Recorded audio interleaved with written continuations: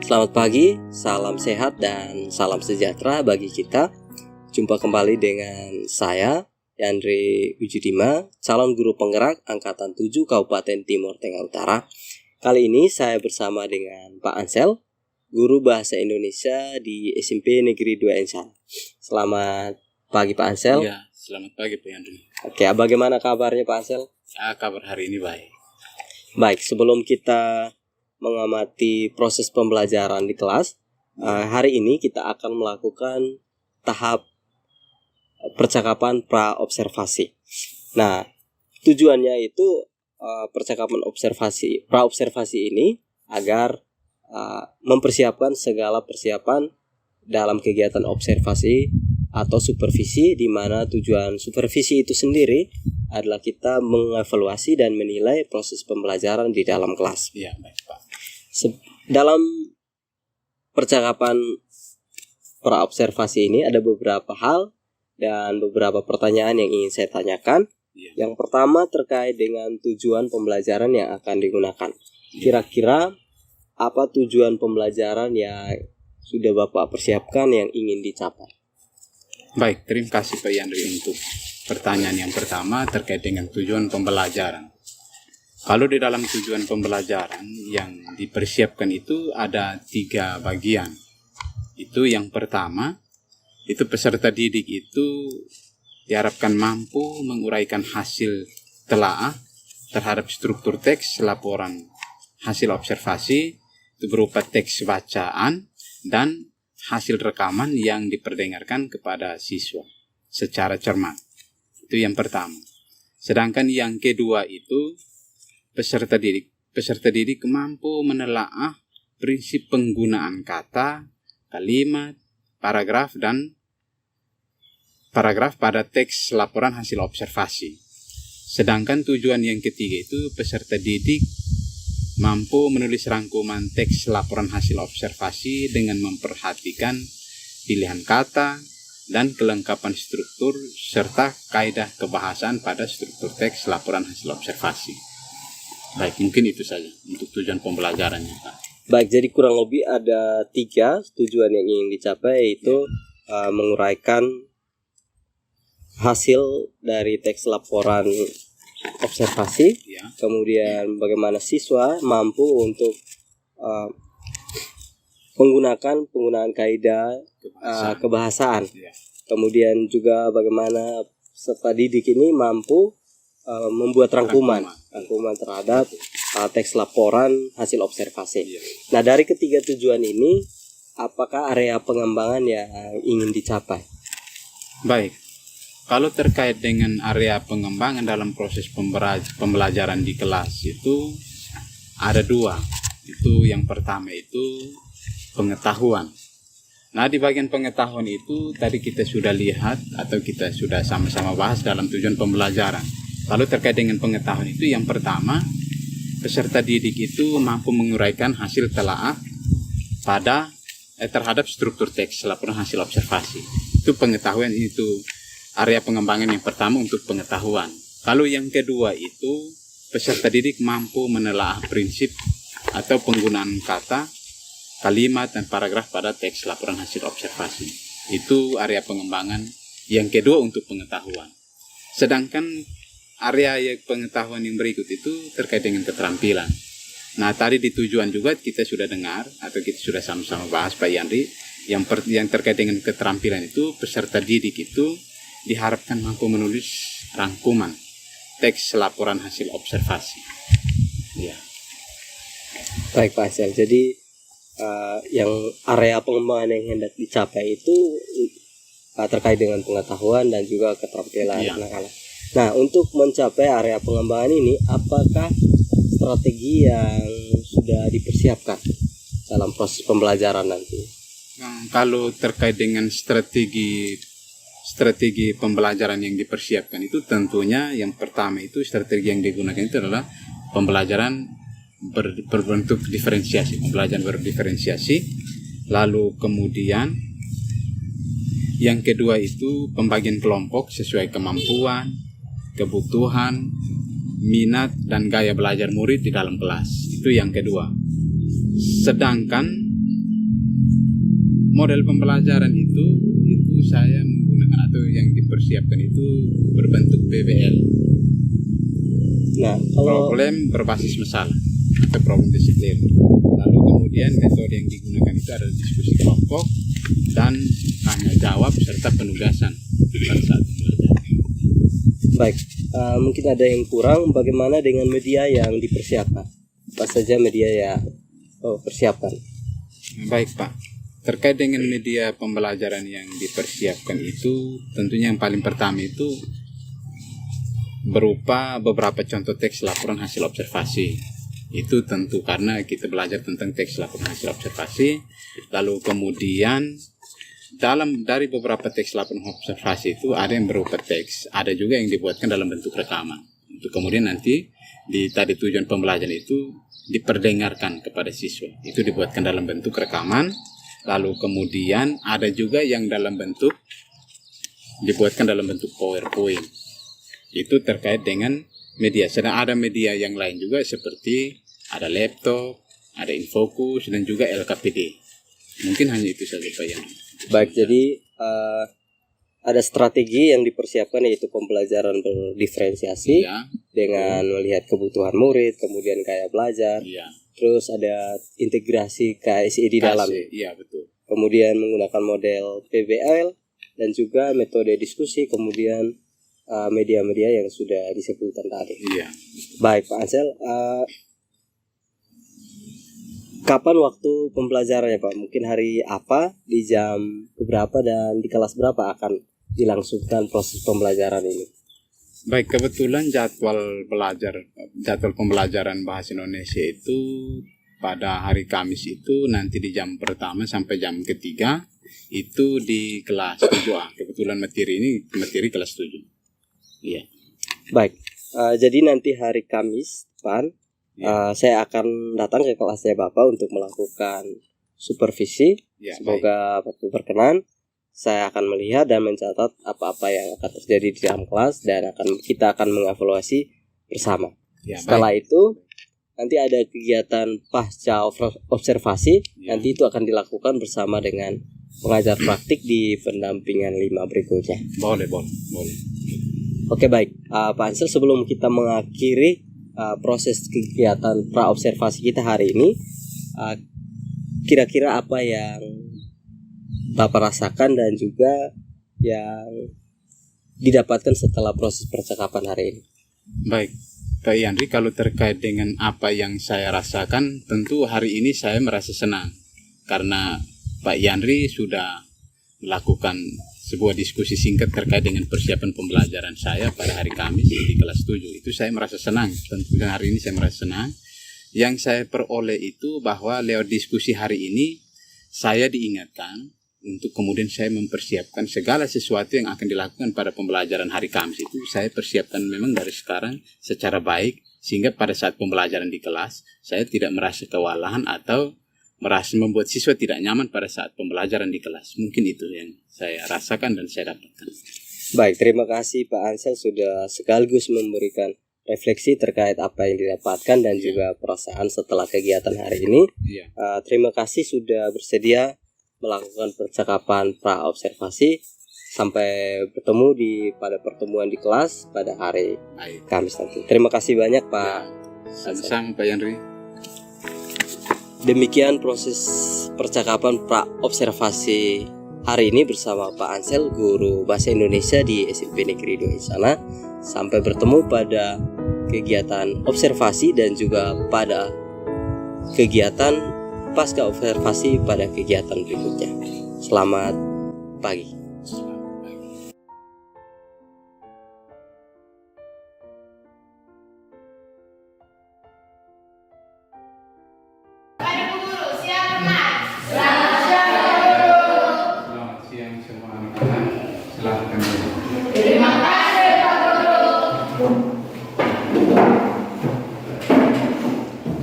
Baik, sebelum kita memulai dengan pelajaran hari ini, bagaimana keadaan kalian hari ini? Baik? Baik. Kalau baik, berarti kalian siap untuk mengikuti pelajaran bahasa Indonesia toh? Ya. Namun sebagai makhluk yang beriman, sebelum kita mulai dengan kegiatan pelajaran kita hari ini, kita harus buat apa? Doa. Baik, kalau begitu, salah satu dari kalian bisa pilih. Marilah kita berdoa dalam nama Bapa, Bapa dan Putra dan Kudus. Amin. Bapa kami yang ada di surga, dimuliakan namamu, datanglah kerajaanmu. Anastasia Netwen, Aprilia itu, setelah kalian atau kita belajar tentang teks laporan observasi, maka kalian diminta untuk nanti harus bisa menulis tentang teks laporan hasil observasi. Itu tujuannya. Jadi setelah kita belajar, kalian harus bisa mampu menulis teks laporan hasil observasi dengan memperhatikan struktur dan kaidah kebahasa. Bisa toh? Bisa. Semangat? Semangat. Oke, kalau semangat, maka coba itu pernyataan. Jadi dia berbicara tentang dan merupakan sebuah pembukaan atau pengangkat perincian, itu deskripsi bagian, itu berisi tentang perincian dan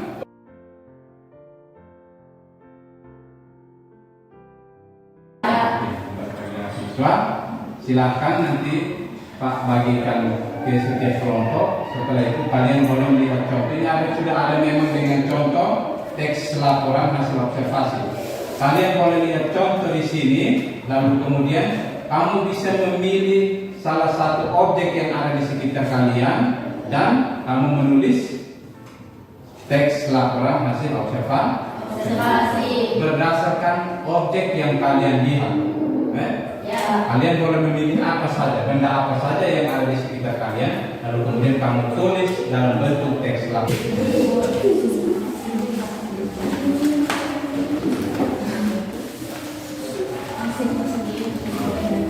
Sudah, kemudian kamu memilih salah satu benda di sekitar kalian dan kamu bisa tulis itu menjadi satu bentuk teks laporan. Ada di situ.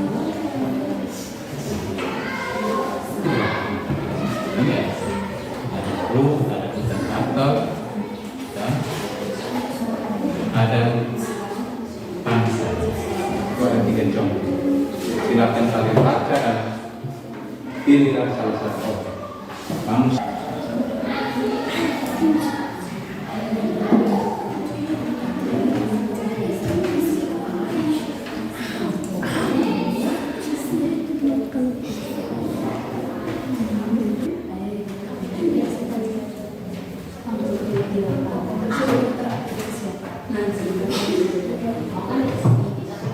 bagaimana? Semua sudah selesai untuk kerja kelompok kalian semua sudah selesai? Sudah. Ya, baik.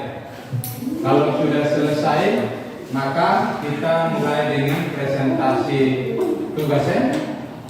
Kita mulai dari presentasi dan kelompok 1 untuk yang mau mempresentasikan tugasnya silahkan maju ke depan. Silahkan kelompok yang lain dia dengar dan kemudian kalau misalnya tidak ada yang jelas silahkan nanti bertanya. Ya, baik. Terima kasih atas waktu dan kesempatan yang diberikan kepada saya, yang diberikan kepada kelompok kami. Saya dari perwakilan kelompok 1 ingin mempresentasikan hasil diskusi kelompok kami. Topografi bergunung-gunung yang disebabkan karena retakan yang memanjang yang melintang tegak lurus terhadap pantai. Di pantai ini sering dijumpai laut. Deskripsi manfaat. Pantai merupakan tempat wisata yang populer dan pantas untuk dinikmati bersama keluarga. Pantai juga memiliki ekosistem yang kaya akan komponen biotik dan komponen abiotik. Sekian dan terima kasih. Ya, mari. Setelah pembelajaran hari ini saya merasa senang karena kami belajar tentang teks hasil laporan observasi. Ya, baik. Terima kasih karena terima kasih karena kalian bisa belajar tentang teks laporan hasil observasi. Teman-teman, mari kita berdoa dalam nama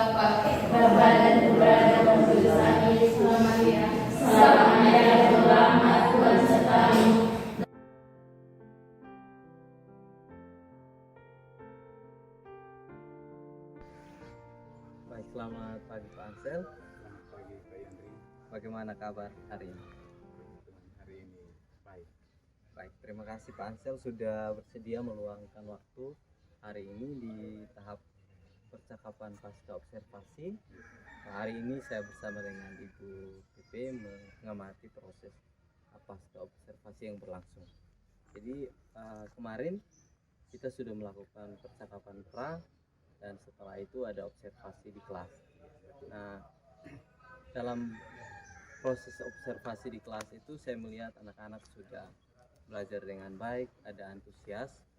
Namun ada beberapa hal dan kendala yang mungkin dirasakan sendiri oleh Pak Ansel.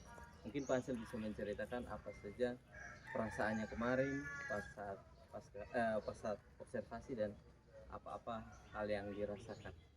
Oh iya. Baik, terima kasih Pak Yandri. Kalau terkait dengan kendala observasi kemarin itu, kendala yang paling pertama itu masih ada beberapa siswa yang tidak hadir. Itu mungkin karena minat belajarnya juga mungkin masih kurang. Lalu yang berikut itu terkait dengan kesiapan media pembelajaran yang harus digunakan kemarin. Kemarin itu kan sebenarnya harus ada media pembelajaran seperti laptop, infokus, tapi karena hal teknis terkait dengan kelistrikan di dalam ruang kelas itu menjadi salah satu kendala besar, sehingga kemarin siswa melakukan pembelajaran tidak maksimal sesuai dengan apa yang diharapkan saat ini pasca saat melakukan observasi. Ya. Baik, kemarin area pengembangannya itu kan ada dua. Ya. Walaupun tidak terlihat media, saya melihat ada cukup perkembangan, ada tercapai, yaitu area pengetahuannya mereka melakukan teks laporan observasi, kemudian mereka membuat itu cukup berjalan dengan baik. Namun kurangnya media. Nah, menurut Pak Ansel kira-kira bagaimana solusi supaya kita dapat mengatasi kekurangan media yang ada? Baik, salah satu contoh sederhana kemarin itu setelah ada kendala teknis terkait dengan penggunaan media, maka dengan secara langsung saya mengambil sikap untuk membuatkan media pembelajaran menggunakan itu hasil print out dan langsung dibagikan kepada siswa. Itu salah satu. Lalu kemudian mungkin ke depan bisa diusahakan lagi terkait dengan media, pengadaan media yang lebih bagus, sehingga nanti pada saat pembelajaran di kelas lebih menarik lagi untuk siswa bisa punya perhatian. Baik Pak Ansel, dengan solusi yang kemarin dilakukan itu kurang lebih seberapa efektif menurut Pak? Kalau pakai angka 1 sampai 10 berapa, kira-kira dianggap berapa kemarin? Kalau terkait dengan media yang kemarin digunakan itu kebetulan media yang karena media yang disiapkan itu tidak mencapai, maka mungkin tidak mencapai 10, mungkin sekitar 6 atau 7. Baik Pak Ansel, jadi sudah cukup baik, tapi mungkin itu saja yang dapat saya tanyakan di percakapan pasca observasi ini. Ke depan mungkin pada saat pembelajaran saya ingin berkolaborasi lagi, masuk ke dalam kelas dan bersama-sama melihat proses pembelajaran sebagai bahan pelajaran bersama. Baik, itu saja Pak Ansel. Terima kasih sudah meluangkan waktu hari ini pada proses percakapan pasca observasi. Terima kasih untuk Bapak berdua, Pak Ansel dengan Pak Yandri, yang sudah melakukan tahap akhir dari rangkaian supervisi akademis yang kemarin sempat dilaksanakan tahap pra dan observasi, dan hari ini Bapak berdua sudah melakukan tahap yang terakhir, yaitu pasca observasi.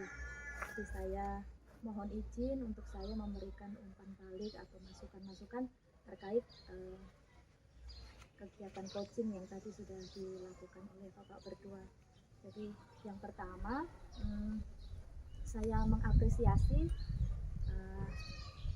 apa yang sudah dilakukan tadi sudah cukup jelas untuk saya mengenai tahapan-tahapan tirta yang tadi sudah dibuat. Itu tahapan tirta sudah nampak, jadi mulai dari pertama sampai yang terakhir tadi. Cuma mungkin memang karena yang ngobrol ini bapak-bapak, jadi to the point, jadi omongnya to the point. Kalau kemarin saya observasi di ibu-ibu itu lama, jadi ngobrolnya lama, banyak, agak ada curhat-curhatnya juga. Tapi saya lihat hari ini karena bapak-bapak jadi to the point, apa yang disampaikan hanya pada poin-poin sasarannya saja. Jadi saya mau beri masukan sedikit. Ini bukan apa ya, menyalahkan atau mencari kesalahan dari apa ini, tapi ini kita saling membangun, kita sama-sama belajar. Saya juga bukan karena saya memberi masukan saya sudah lebih baik dari bapak berdua, tidak. Jadi saya juga alami hal yang sama. Yang pertama, durasi waktu mungkin, karena sebenarnya alokasi waktu yang disediakan untuk proses coaching ini sebenarnya agak banyak, tetapi tadi dikemas dalam obrolan yang singkat, padat, jelas, dan ini Sebenarnya kami pas setelah observasi itu sudah langsung tidak dalam video, jadi pas setelah itu langsung dibahas apa yang kurang. Jadi pas percakapan seperti ini kayak sudah tahu gitu. Jadi makanya kayak langsung to the point. Tadi alangkah lebih baiknya tadi jika evaluasi yang kemarin sudah pernah dibahas itu ini hari ini kembali, sehingga kita tahu rencana aksi kedepannya itu berdasarkan dari evaluasi yang tadi disampaikan. Kemudian karena di sini ada tiga poin penilaian yang harus saya buat. Jadi prinsip coaching itu ada 3 kan, ada kemitraan, proses kreatif, dengan memaksimalkan potensi. Jadi dari 3 prinsip itu menurut pengamatan saya sudah nampak semua. Hanya mungkin beberapa hal sedikit yang mungkin masih perlu dikembangkan atau perlu ditingkatkan lagi. Misalkan keterampilan coaching dalam hal mendengarkan secara aktif. Nah, ini Pak Yandri sebagai coach mungkin lebih menghadirkan diri secara penuh, presence-nya itu lebih kelihatan, kemudian tatapan matanya, mendengarkan secara fokus 100% atas apa yang Pak Ansel sampaikan. Tapi itu tadi saya lihat sudah cukup perhatian, sudah cukup fokus untuk Pak Ansel. Kemudian percakapan sudah terjadi 2 arah. Jadi memang kalau ada proses coaching memang harus terjadi 2 arah. Jadi jangan yang satu sibuk main HP, misalkan yang satu sibuk curhat, yang satu sibuk main HP. Tapi tadi tidak nampak seperti itu. Tadi sudah nampak terjadi percakapan 2 arah. Kemudian poin yang kemitraan, prinsip kemitraan itu kriterianya itu coach tidak menggurui atau memberikan saran atau nasihat. Jadi tadi sudah nampak bahwa coachnya tadi tidak menggurui, jadi hanya menggali potensi saja dari Pak Ansel, sehingga Pak Ansel sendiri yang menemukan solusi atas permasalahan yang dihadapi. Kemudian ini hanya masalah teknis saja, masalah kebiasaan. Masih ada kata-kata kira-kira tadi masih ingat kira-kira, mungkin. Nah, untuk melakukan percakapan coaching, membuat pertanyaan yang berbobot, itu usahakan kita hindari kata kira-kira, mungkin. Jadi pasti, misalkan apa yang menurut Pak Ansel, apa yang sebaiknya dilakukan ke depannya. Jangan bilang kira-kira nanti apa yang ini apa. Kira-kira, mungkin, itu kan sesuatu yang abstrak, yang belum pasti begitu. Itu sama, saya juga selalu masih keceplosan omong itu kira-kira itu mungkin. Kemudian yang terakhir usahakan percakapan itu ditutup oleh coach. Jadi coach sendiri membuat kesimpulan. Jadi hari ini dari hasil pembicaraan hari ini saya seperti ini, misalkan saya begini ke depannya. Jadi percakapan jangan ditutup oleh kesimpulan coach, tetapi coach sendiri yang membuat kesimpulan atas apa yang sudah dia solusi apa yang sudah dia temukan dari permasalahannya sendiri. Karena prinsip coaching itu hanya menggali potensi, menggali ide. Sebenarnya coach ini sudah tahu apa yang harus dilakukan, tetapi hanya butuh penguatan, hanya butuh diarahkan saja untuk dia mampu membuat ide atau mencari ide untuk permasalahan yang dia alami. Jadi itu saja. Untuk selebihnya sudah bagus sekali. Jadi saya lebih senang lihat percakapan antara laki-laki dengan laki-laki. Ini apa? To the point, apa yang ditanyakan dan dijawab sesuai dengan sekaligus ketua umum mungkin seperti itu. Setelah saya memberi masukan, mungkin ada yang umpan balik lagi dari Pak Yandri atau Pak Ansel. Baik, Ibu, terima kasih atas masukan yang diberikan, sangat membantu saya dalam proses belajar, terlebih menjadi coach bagi teman-teman atau rekan-rekan guru. Tadi banyak masukan yang sudah diberikan, memang hal yang sudah saya pelajari memang sudah diketahui, tapi pada saat proses coaching prakteknya ini ada beberapa hal yang mungkin dilupakan, Terlewatkan. Jadi terima kasih banyak buat masukan yang diberikan. Satu lagi yang tadi saya lihat bagus sekali dari Pak Yandri. Jadi Pak Yandri mencatat apa saja yang ini disampaikan oleh lawan bicara. Jadi entah dengan saya atau dengan Pak Ansel, tapi ketika Pak Yandri mendengarkan kami menyampaikan sesuatu, saya lihat Pak Yandri mencatat. Memang seperti itu proses coaching. Kita usahakan mencatat kata kunci apa yang disampaikan oleh coaching, karena dari kata kunci itulah berkembang lagi pertanyaan selanjutnya yang bisa untuk menggali potensi dari coaching. Jadi pertahankan, nanti mungkin ditingkatkan lagi, karena keterampilan coaching ini tidak bisa 1-2 kali kita lakukan dan kita sudah ahli. Ini jam terbangnya harus lebih banyak lagi, karena ini faktor kebiasaan tuh. Seperti kita ngobrol, omong masih mungkin, kira-kira ini apa, itu pertanyaan tertutup, apakah, harusnya tidak perlu ada kah-kahnya di belakang, sehingga membuka peluang untuk coach bisa mengeksplor lagi jawabannya. Seperti itu. Pak Ansel sebagai coach. Kalau saya merasa senang karena dengan adanya kegiatan ini saya bisa semacam merubah kelemahan atau kekurangan saya di kelas. Itu ke depan saya bisa perbaiki sehingga mungkin pembelajaran lebih menarik lagi bagi siswa di dalam kelas. Itu kalau saya lihat lewat kegiatan ini. Terima kasih. Jadi nanti proses coaching juga kita bisa lakukan dengan anak-anak juga di kelas. Jadi bukan hanya antara guru dengan guru, nanti dengan anak juga. Kalau contohnya kita lihat anak bermasalah, kita panggil dia pakai keterampilan coaching, nanti kita bisa mengatasi masalah di kelas. Itu saja. Jadi terima kasih untuk kegiatan kita hari ini dari Pak Yandri, Pak Ansel.